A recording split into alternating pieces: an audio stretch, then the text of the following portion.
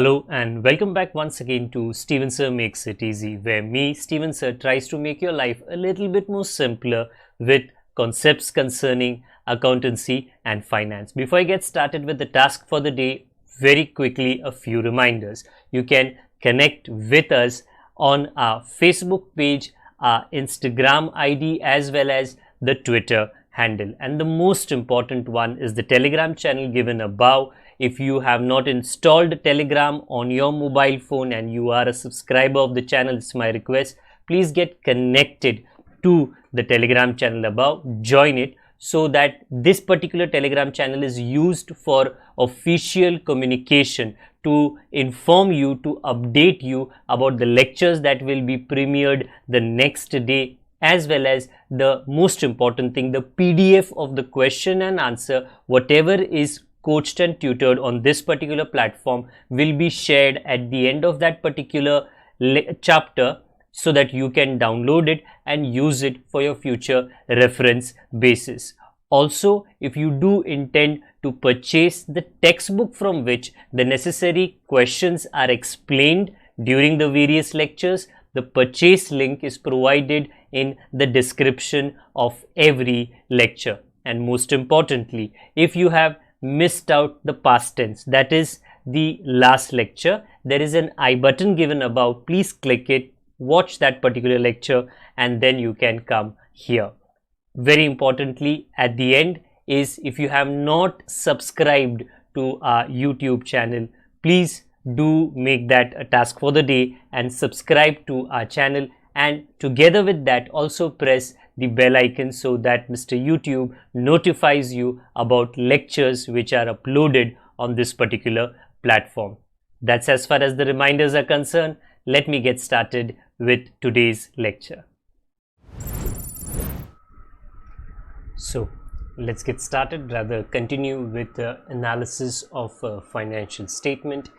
The last lecture that I met you, specifically we started part 3 of analysis of financial statement. Now part 3 था क्या? A part जिसको हम कह सकते हैं cash flow statement. Okay, now detailed में we have to go in today's lecture, but just to ऊपर से give you an idea that this statement, okay, is very similar to an account you learned a few years back. Okay, now what account did you learn? Well, cash account कह सकते हो या cash book कह सकते हो. Okay, I repeat myself. The moment I say cash, आपके दिमाग में क्या आना चाहिए? पैसा. Well, ये डॉलर है, बट रुपीस भी आ सकता है, कोई प्रॉब्लम नहीं है. Okay, so when we talk about cash, क्या हो सकता है कैश के बारे में? दो चीज़ें हो सकती है, या तो कैश आया या तो कैश गया. आया, डेबिट व्हाट कम्स इन, गया, credit what goes out. Behind me, the list that you see on the debit side are reasons. If you just see little about sales sales sales, ये क्या है? Sales sales sales. अरे अगर दुकान से, company से, godown से हम लोग गुड्स बेचेंगे तो पैसा आएगा ना. सेल्स इज अ बहाना ऑफ रिसिप्ट, पैसा आना. बट अगर आप यहाँ पे देखो, परचेसेस, परचेसेस इज अ बहाना. आप अमेजोन से, फ्लिपकार्ट से या मार्केट से कुछ भी खरीदो, परचेसेस, पैसे देने पड़ते हैं ना. Okay, so what you learn a year और 2 back, cash account or cash book. Okay, it is the same thinking but at a company level. Again, to clarify myself, business organization, दुकान अलग अलग levels का होता है, अलग अलग scale का होता है. You can have a small shop जो गली नुक्कड़ में available है. They prepare this cash book. Okay, simple. पैसा आया, left में लिखो, पैसा गया, right में लिखो, debit, credit. But when the size of the organization becomes big, especially when it becomes a company में, hopefully you know your OC, okay, that the look is different. Okay, the ownership and the management अलग होता है. हाँ, तो companies के लिए, उनके accounts के लिए there are rules and regulations which have been made, and some of the rules which is called as AS, accounting standard. What is an accounting standard? In the whole country of India, okay, cash flow कैसे लिखने का, cash आया cash गया ऐसे लिखने का. If you से but मेरा कंपनी तो गुजरात में है, हाँ तो क्या हो गया, कोई फ़र्क नहीं गिरता, ये पूरे इंडिया के लिए एप्लीकेबल है. मेरा कंपनी तो उत्तराखंड में है, मेरा कंपनी तो मध्य प्रदेश में, अरे बिहार में रहने दो, महाराष्ट्र में रहने दो, केरला में रहने दो. This is how you write a cash flow statement, because you can as an Indian invest money in any company which is running in India, operative in India. So अगर if you as an investor, अगर आपको understand करना है कि ये company, how is the performance of the company, ये company में कितना पैसा आया कितना पैसा गया, क्या बहाने थे उसके, the matter that is written has to be the same for all the companies. So I repeat, above AS3, accounting standard 3 is the rule and regulation for preparing a cash flow statement. Okay, right now a very quick reminder कि last time what did I explain to you about cash flow statement? It has 3 parts. The first part is called as operating activity. The second part is called as investing activity, and the third part is called as financing activity. So I repeat, these are technical wordings. Technical wordings मतलब घर में हम लोग ये wordings बिल्कुल use नहीं करते हैं. ओके, एक मिनट, ये ऑपरेटिंग एक्टिविटी का मतलब क्या है कि सर मेरे को तो इसमें कांदा, बटाटा, टमाटर, धनिया, शक्कर, नमक, चावल, सब्जी सब दिखता है मेरे को. दैट इज वेरी ट्रू कि घर चलाने के लिए संडे, मंडे, ट्यूसडे, वेडनेसडे, जनवरी, फरवरी, मार्च, अप्रैल, एवरी मंथ, एवरी वीक आप नॉर्मली कौन सा खर्चा करते हो? यही तो करते हो, कांदा, बटाटा, धनिया, ये वो. Okay, fruits, vegetables, etcetera etcetera. So that is the meaning of operating activity. Every day का खर्चा, एवरी डे के खर्चों के वजह से कितना पैसा आया कितना पैसा गया. नेक्स्ट आप आओगे investing activity. So when it comes to a house, what does an investing activity mean? कि मम्मी डैडी ने जो पैसा बचाया था वो पैसा कहाँ पर इन्वेस्ट किया गया है. ओके, वेल वो पैसा बैंक में भी इन्वेस्ट कर सकते हैं, कंपनी में भी इन्वेस्ट कर सकते हैं, पोस्ट ऑफिस में भी इन्वेस्ट कर सकते हैं. आजकल म्यूचुअल फंड में भी आप इन्वेस्ट कर सकते हो. Okay, which is good. But many a times घर के अंदर वॉशिंग मशीन नया लेकर आते हैं तो पैसा उसमें इन्वेस्ट हो जाता है, रेफ्रिजरेटर नया आता है उसमें इन्वेस्ट हो जाता है, फर्नीचर नया आता है पैसा उसमें इन्वेस्ट हो जाता है, गाड़ी खरीद के अगर आप अफोर्ड कर सकते हो तो पैसा उसमें इन्वेस्ट हो जाता है. सो इन्वेस्टिंग एक्टिविटी मीन्स बड़े asset. Okay, I can say fixed asset. Fixed asset को when you purchase, whether it is motor car, land and building, furniture, or maybe any big electronics, okay, पैसा जो आता जाता है, you will keep in mind that is investing activity. And the last one, from the thinking of a house, कि अगर घर के लिए आपने किसी से अंकल से लोन ले लिया, आंटी से लोन ले लिया, नाना से लोन ले लिया, दूर दराज के किसी रिश्तेदार से लोन ले लिया, अगर घर का खर्चा चलाने के लिए you take a loan from someone, not just a relative, maybe कोई मनी लेंडर था उससे आपने लोन ले लिया, तो वो फाइनेंस है. तो इसके लिए वो जाता है financing activity. You may even पे, नॉट जस्ट इवन पे, you definitely will pay interest. So every month, 1 तारीख, 2 तारीख, 4 तारीख, जो भी तुम्हारा बातचीत हुआ है, आप इंटरेस्ट देने जाओगे तो वो इंटरेस्ट ऑन लोन भी क्या हो जाता है, financing activity. So there are 3 activities which is applicable in a house, and those same 3 applicable activities are applicable for a company. Let me take you back. Now in the statement behind, what do you see? Well, not very simple things, थोड़ा तो difficult है. The first is Roman number 1, operating activity. little down you come, you see Roman number 2, investing activity, and little down you come, you see Roman number 3, financing activity. Today, to make sure that this thing which is of a little higher level, normally cash flow statement at 12th standard level for Maharashtra board पढ़ाया नहीं जाता है. Okay yes, तो ये chapter में the questions have been made in the government textbook in such a manner that this AS3 का cash flow statement, cash flow, cash coming in, cash going out, थोड़े simple style में आपको समझाया है. Today I am not concentrating on investing activity, I am not concentrating on financing activity. Okay, only मेरा ध्यान है ऊपर का operating activity. I repeat myself. Okay, so in this operating activity there is one part जहाँ पे कहते हैं adjust working capital changes. Now you must know working capital क्या है. Money required to run your दुकान, company, factory, office for 1 year. 1 साल कितना पैसा लगेगा, क्या बजट होना चाहिए मेरा. हाँ, तो उसके अंदर वर्किंग कैपिटल के अंदर दो चीजें आती है, current asset and current liability. Okay, hold on, showing you. So what does current asset mean?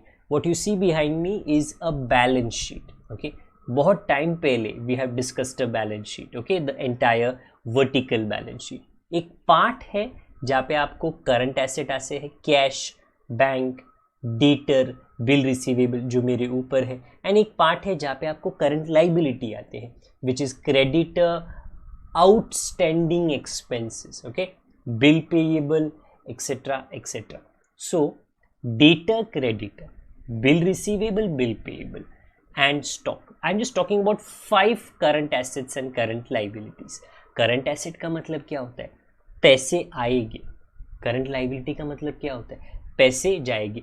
तो जब भी current asset and current liability change होता है, अप डाउन वैल्यू में, the effect of that is on cash. Please understand that. If your customers, ये बहुत important है understand करना, और आज मेरा कॉन्सेंट्रेशन उसी पे है. Don't worry about investing activity, next time. Financing activity, next time. Today only operating activity. So I am not doing a government textbook question.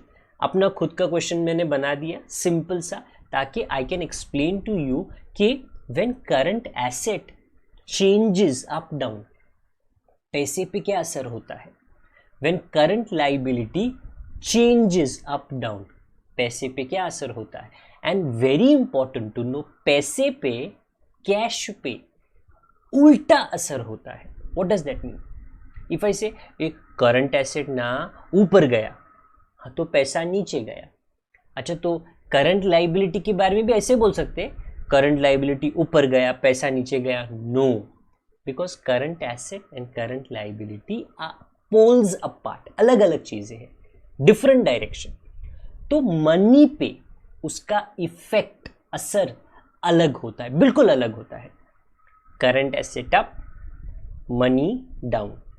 But if I say current liability up, I'll say money up. I'm just giving an example कि don't by heart, sir current asset में ये change होता है तो cash में ऐसा हुआ, तो सेम करंट लाइबिलिटी में. बिल्कुल नहीं, एब्सोल्युटली उल्टा. वन एग्जाम्पल सुन लो. डेटर क्या है, customer. If you will say sir yesterday मैंने डेटर लिखा था 50 rupees, but sir today the debtor has become 10 rupees. अच्छा, yesterday 50 and today only 10. How is it possible? Why has your debtor gone down? तुम्हारा debtor record में कम क्यों हो गया, 40 rupees से कम क्यों हो गया है. वेरी सिंपल, वो debtor आया मेरे पास, उसने मुझे 40 रुपीज दिए. वेरी इंपॉर्टेंट, उसने मुझे 40 रुपीज दिए, इसके लिए उसका नाम हमने माइनस किया क्योंकि हमको तो पैसा मिल गया. हाँ, so when debtor goes down, cash goes up, something like that. आप ऐसा सोच सकते हो, which is true. क्रेडिटर पे बिल्कुल उल्टा होगा. अगर क्रेडिटर yesterday 50 था, and today 10, तो will you say अच्छा सर डेटर का जैसे था ना पैसे ऊपर गया तो सेम होगा क्रेडिटर में? No, creditor is a person, आपने वादा किया है कि आप पे करोगे. येस्टरडे यू हैड टू पे 50, टुडे यू हैड टू पे 10, तो ये 40 किधर गायब हो गया? अरे मैंने पे कर दिया, इसके लिए तो वो 50 से 10 रुपया हो चुका है, अभी मेरे को सिर्फ 10 रुपया देना है. अच्छा मतलब तुमने 40 दे दिया, पैसा कम हो गया. Yes, so change in debtor और उसका असर कैश पे, चेंज इन क्रेडिटर और उसका असर कैश पे सेम नहीं है. So it is a little bit of a confusion. So today my 2 problems is only based upon clearing this confusion, giving you little bit of practice which I hope आपको समझ में आए. Investing activity, financing activity, tension मत लो, that the next lecture when I meet you and when we do the textbook question, obviously वो हमको करना है. Now if you just concentrate here, so here, what are the ingredients of operating activity? Well, cash flow from operating activity में पहले तो net profit आता है. So what is net profit? अरे बिजनेस का profit, so simple as that. Okay fine, so first I have to write net profit, then adjust non-cash items. In this non-cash items I get depreciation. Today I am not concentrating on depreciation, so let me not worry you about that, तो उस पर ध्यान नहीं हमारा. Then interest, loss, dividend, ये सब पे मेरा ध्यान नहीं, मेरा ध्यान है here. Increase in current liability, decrease in current asset, increase in current asset and decrease in current liability. How do you handle current asset, current liability, increase, decrease and उसका cash पे क्या असर होता है? Let me show you that. So today the only thing जहाँ पे I want your concentration is on not the entire cash flow statement, only on operating activity. Okay, तो operating activity में अगेन आई रिपीट, वहाँ पे तो पूरा था, अभी यहाँ पे अपने मतलब की चीज़ बता रहा हूँ मैं. Net profit for the year, then थोड़ा सिंपल करके करंट एसेट में इंक्रीज और डिक्रीज, करंट लाइबिलिटी में इंक्रीज और decrease, that is there behind me. Okay, so I hope that is understood to you. Now to help you कि sir increase होएगा तो how do I remember cash पे क्या हुआ, decrease होएगा तो how do I remember cash पे क्या हुआ? Very simple, I am giving you a shortcut above, देख लो. So this shortcut above me, it's just a help, एक हेल्प कि जब करंट एसेट इंक्रीज डिक्रीज होता है, so if you can see above increase arrow is up, okay, और decrease arrow is down. And similarly current liability, there can be an increase, there can be a decrease. So current asset, liability, ऐसे आप लिख के ले सकते हो. Okay, increase, decrease, and then put the sign. What sign? Minus, plus, minus. Please look above. So what does this minus, plus, minus mean? Cash पे असर, current asset increase होता है तो कैश पे क्या होता है? माइनस. करंट एसेट डिक्रीज होता है तो कैश पे क्या होता है? प्लस. सो आई रिपीट, ज़्यादा सोचने का नहीं, एक्स्ट्रा सोचने का नहीं, you only follow the shortcut which has been given about.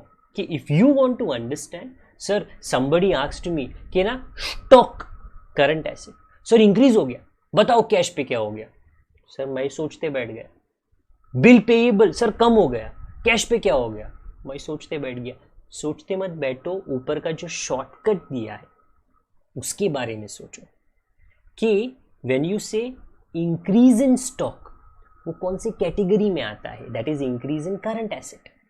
Decrease in bill payable, वो कौन से कैटेगरी में आता है? That is decrease in current liability, because it is either a current asset or a current liability. And if it is a current asset current liability, it is either an increase or a decrease. कोई ना कोई तो permutation combination में ऊपर के आ जाएगा. And the moment वो ऊपर के आ जाएगा, you can look at the sign कि सर हाँ ये देखो सर ये प्लस है, देखो ये माइनस है. Now actually this cash flow statement in the form of a question. Okay, let me try my best with the 2 questions for the day. So our first question, in which I'll do my best to explain to you operating activity, is like this.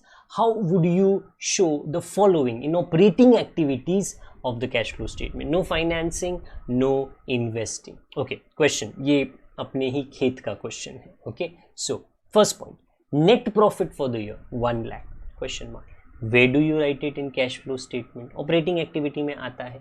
Then increase in data 5000, increase in stock 2000, increase in creditor 6000.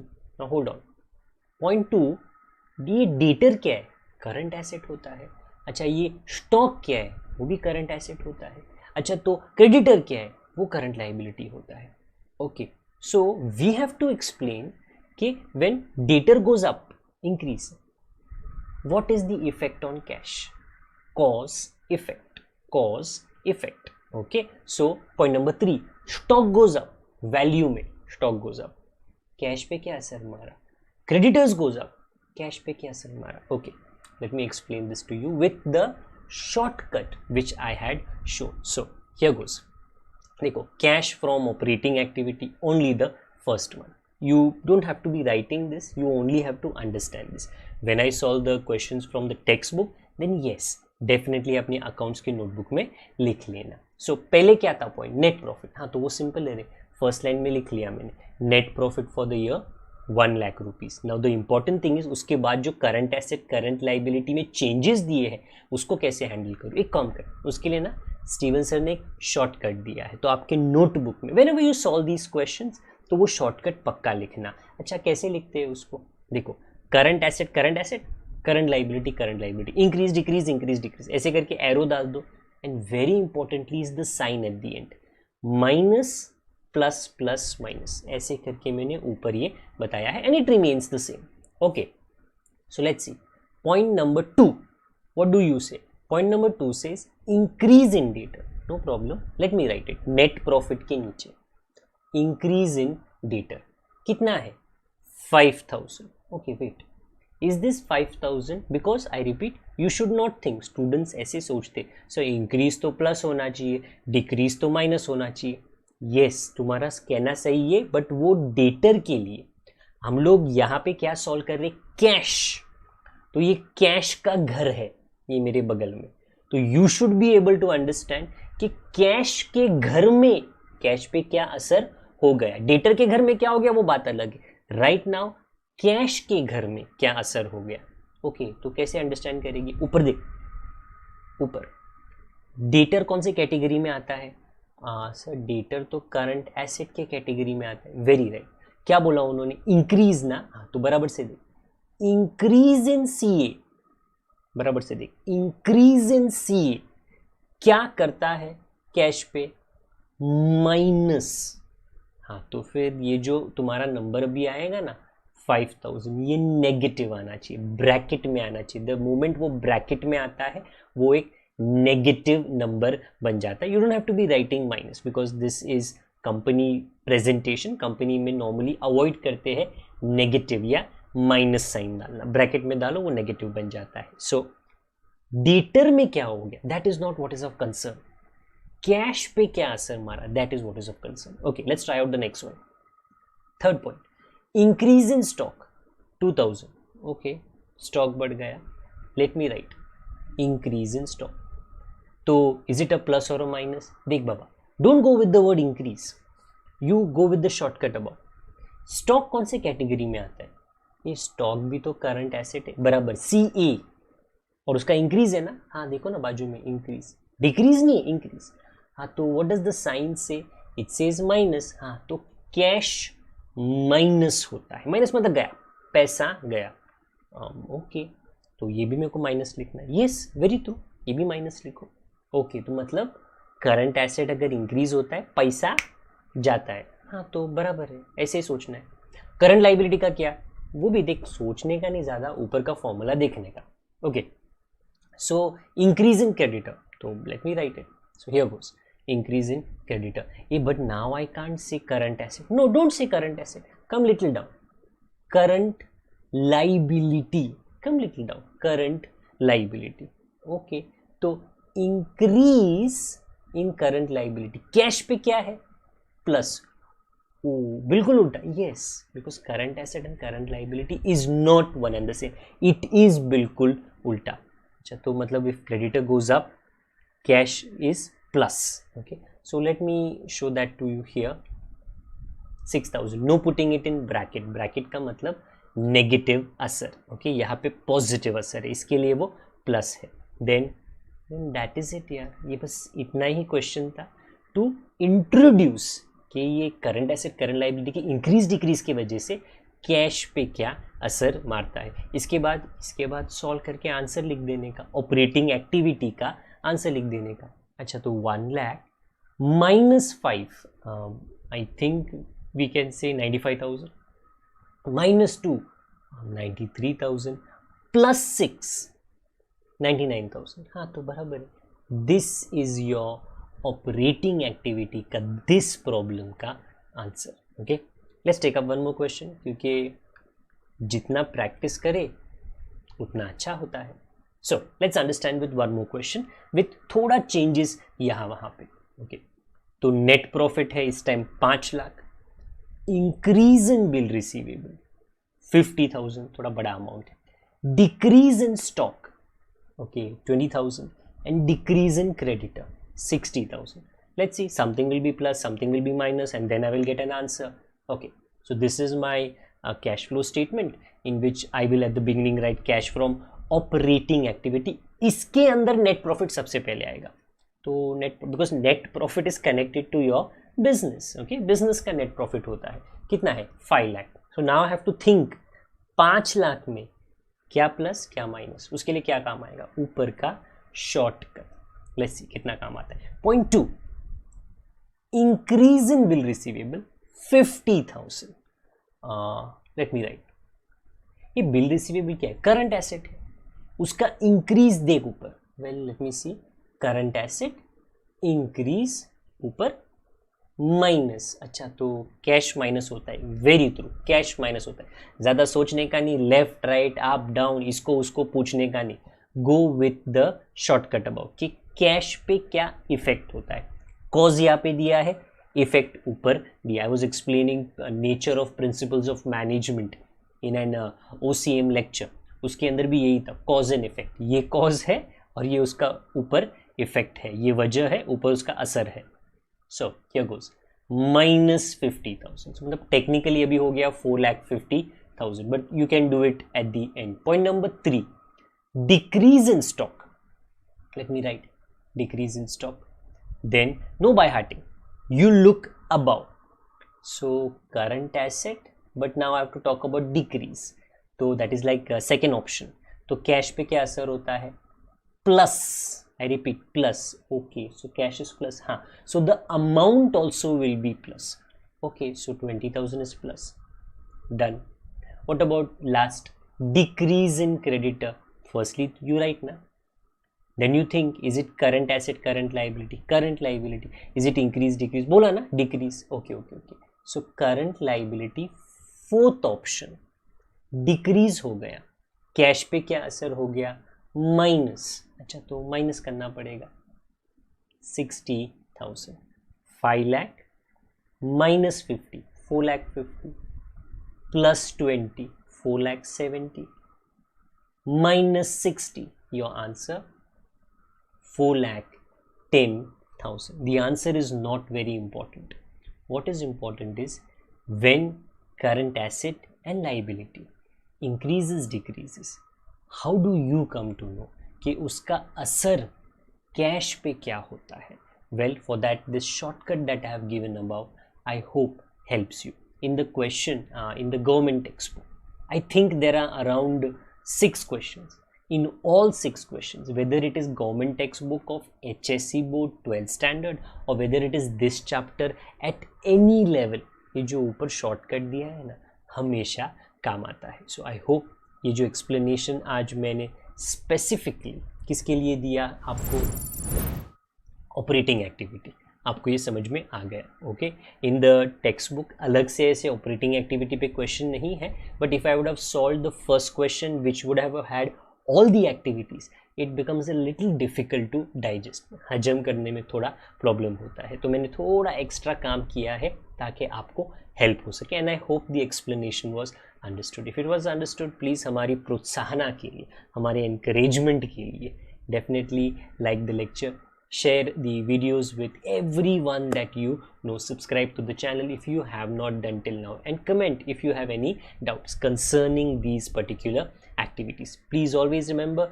join the Telegram channel, because it is on that channel that all the information about all the aspects and about all the subjects and about all the lectures is continuously updated. Okay, so till the time we meet again, अपना ख्याल रखना, अपने बड़ों का, अपने छोटों का, अपने प्यारे प्यारे परिवार वालों का. Take care of each and everyone. I have you have a wonderful and safe day ahead. God bless each and everyone. Good day.